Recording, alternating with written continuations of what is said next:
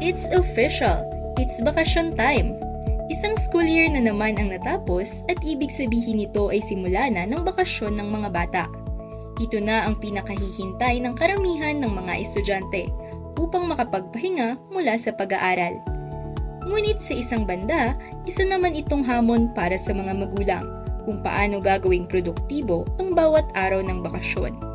Kaya naman, narito ang mga productive at home summer activities.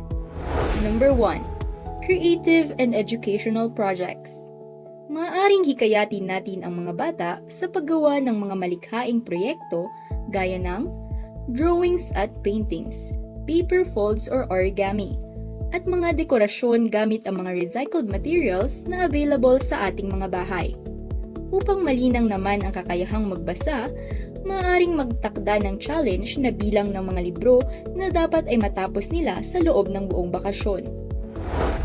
Number 2. Cooking and food preparation. Ang paghahanda at pagluluto ng pagkain ay maaaring gawin upang makapagbigay kaalaman sa mga bata. Maaaring isama sila sa paggawa ng merienda tulad ng sandwiches, turon, palitaw o mga inumin tulad ng palamig at fruit shakes. Magandang paraan din ito upang ipakilala sa kanila ang healthy snacks and drinks. Number 3. Home-based fitness. Mahalaga ang exercise para sa mga bata, lalo na at madalas bumaba ang kanilang pisikal na aktibidad kapag tapos na ang pasukan. Ang dance exercise ay pwedeng gawin sa ating mga bahay. Magpatugtog ng upbeat music at pwede itong sabayan. Maaari din naman ang mga Zumba o table dance exercises. At para sa may mga space sa bahay, maaari din namang gumawa ng obstacle course para sa mga bata. Number 4. Gardening and nature. Ang gardening ay magandang paraan upang ipakilala ang importansya ng kalikasan at mga halaman. Maaaring magsimula sa pagtatanim ng kamatis, sitaw, petchay at iba pa.